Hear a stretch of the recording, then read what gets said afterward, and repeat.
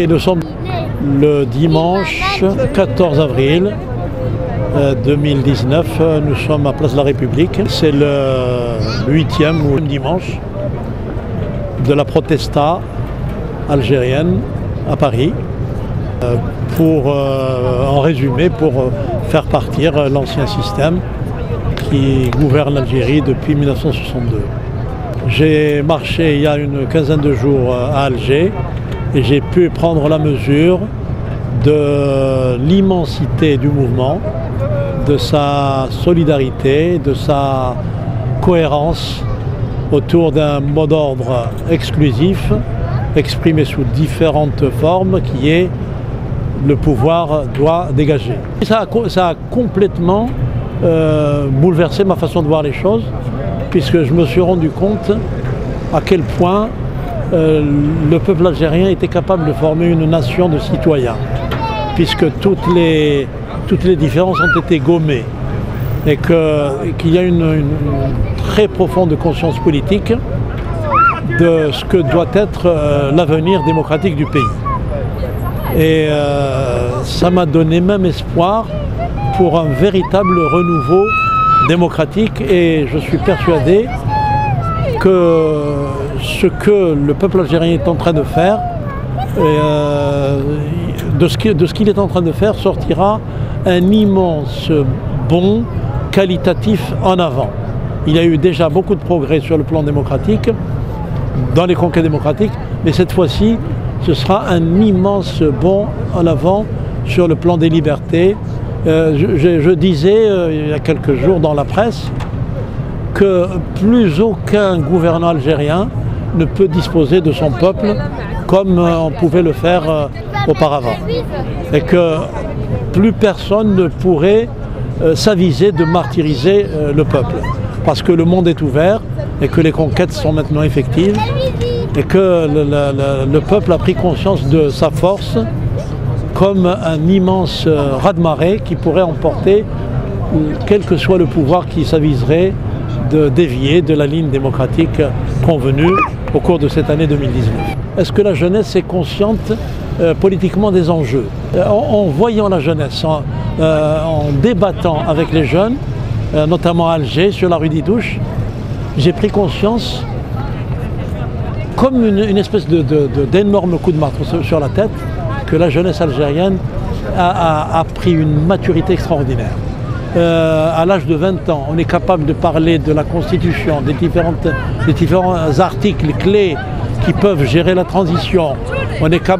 Les enjeux sont parfaitement intégrés dans la tête des gens, au point où n'importe quel gamin de 20 ans, je suis désolé de parler de gamin, est capable de dire la transition par la voie constitutionnelle, c'est la régénération du système.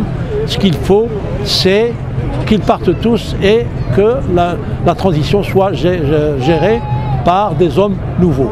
Et ça, c'est le cœur du problème, c'est le résumé de la question, et tout le monde a pris conscience de cela.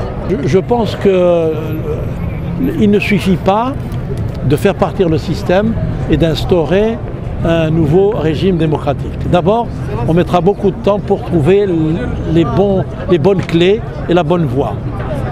D'autre part, la logique économique reprendra le dessus.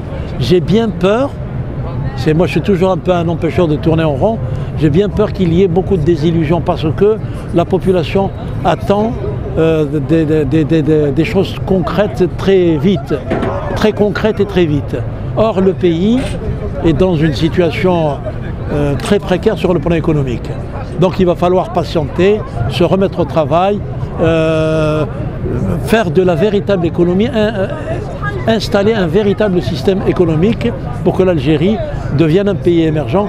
Alors probablement qu'à ce moment-là, la démocratie pourra véritablement s'enraciner. Il n'y aura pas d'élection le 4 juillet. Le premier candidat qui se déclarait pour les élections du 4 juillet était un homme mort pour le renouveau démocratique. Ça veut dire que c'est une forme de surdité, mutité et de cécité que de croire qu'il va y avoir des élections présidentielles le 4 juillet. Parce que les élections, elles se sont déjà déroulées dans la rue. La population qui est sortie dans la rue est plus nombreuse que le corps électoral algérien. Et encore peut-être 10 fois plus nombreuse que la participation électorale, qui est toujours très faible dans notre pays. Donc les élections, en quelque sorte, elles se sont faites, elles ont désavoué la transition menée par la voie de l'article 102, par la voie de l'ancien système. Il n'y aura pas d'élection présidentielle le 4 juillet, il n'y aura pas de candidats, sauf des candidats potiches, et il n'y aura pas d'électeurs dans les bureaux de vote. L'armée, elle a entre les mains une patate chaude. Elle est sur une corde raide.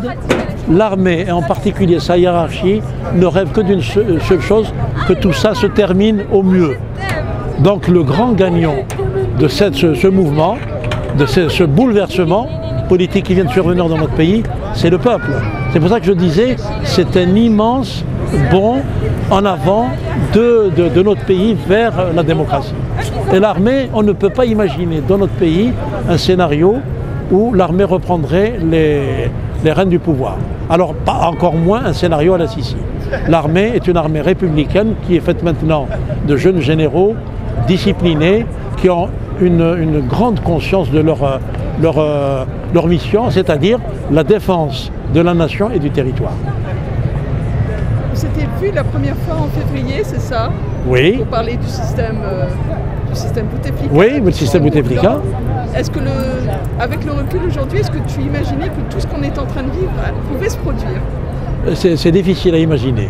Ceci dit, il ne faut pas oublier que nous sommes dans un néo-système Bouteflika, puisque la clé de voûte Bouteflika a sauté et instantanément l'édifice est retenu avant de s'écrouler. Il est retenu par Gaïd Salah. Mais Gaïd Salah, comme je le disais, il a une véritable patate chaude entre les mains. Il ne rêve que d'une seule chose, que tout cela se termine et qu'il sorte éventuellement par la grande porte. S'il y a des pressions sur l'état-major pour que la situation perdure telle qu'elle est, c'est-à-dire la confrontation entre le peuple marchand et l'armée, quoi que l'on dise, qui est la clé du système, à ce moment-là, il y a effectivement un risque de dérive, que les choses se compliquent et qu'il ne faut pas oublier une chose, c'est qu'il peut y avoir des provocations, qu'elles soient d'origine interne, parce qu'il y a quand même des partis qui ont intérêt à semer les troubles, et ça a commencé. Il peut y avoir également des manœuvres de provocation extérieures. Parce que là aussi, il ne faut pas oublier une chose, c'est qu'il y a des partis extérieurs qui ont intérêt à ce que le pays soit déstabilisé. Dire qui, ce serait un autre sujet, c'est trop compliqué, mais on peut dire que l'Algérie, qui a toujours fait partie du front du refus, est un pays qu'il faut quand même lui rabattre le caquet en quelque sorte. Donc pour toi, une échéance électorale dans 3 mois sans... Ah non, c'est un objectif totalement surréaliste. Oui. Il est impensable que dans 3 mois se tiennent des élections avec des candidats crédibles, et du reste, il n'y aura pas d'électeurs. Parce que les électeurs sont contre ces élections, c'est ce que nous voyons précisément dans le mouvement de rue. Dans ton idée, dans tes discussions, le timing idéal serait quoi? Ça se compte en quelques mois, quelques années? D'abord, il faut qu'émerge un directoire national de transition. Ça, je pense que les contacts ont commencé à être pris. Ensuite, pour moi, si on veut faire du travail sérieux, si on veut se projeter sur le long terme, il faut une transition de 2 à 3 ans pour permettre au Hirak de faire sortir des partis politiques crédibles, pour qu'on apprenne l'exercice politique démocratique et pour qu'il y ait et pour que les projets se peaufinent. Il est impensable qu'en 3 mois, on puisse organiser des élections législatives, présidentielles, etc. Ça, ce serait du bâclage, on retombera dans les mêmes travers que par le passé. Il n'y a que les candidats, j'allais dire même les candidats potiches au présidentiel, qui sont pressés, qui sont en train de trépigner pour aller au présidentiel. C'est pas sérieux du tout. Avec le risque de reproduire le même schéma en fait. Ah, on va reproduire le même schéma. Et le premier candidat qui se déclare pour les élections du 4 juillet est un candidat mort politiquement pour le renouveau national. Il y en a au moins un déjà qui s'est déclaré. J'ai entendu parler d'Ali Rdiri. Il y a plus d'un mois, je disais que c'est un candidat sans projet, sans charisme et sans discours, qui reproduit le discours de l'homme de la rue. Je confirme ça et l'évolution des choses m'a donné raison. Puisqu'il est abandonné par toutes les personnes crédibles dont on avait parlé, en particulier Brab, Mouharrana Itla Arbi, etc. Et Hamid El Ayash. On choisit la candidature de Yahya, tu en penses quoi? Yahya, il est atteint d'une maladie qui s'appelle, une triple maladie qui s'appelle la cécité, surdité, mutité. Il n'a rien vu, il n'a rien entendu, et mutité non, puisqu'il parle. Donc il n'a rien compris. Si Yahya pense qu'il peut revenir dans le jeu politique, c'est qu'il y a une partie de son cerveau qui est complètement infarcée. C'est grave, docteur? Ah, ça peut être grave. Ça peut être grave. Mais je pense qu'il arrive un moment où on le rappellera à la réalité des choses. J'ai un très grand espoir. Je disais que l'Algérie a fait des progrès sur le plan des libertés, sur le plan de la démocratie. Des gens comme moi de mon âge, on a vécu l'époque du parti unique et on sait à quel point, même dans le système Bouteflika, les progrès ont été considérables.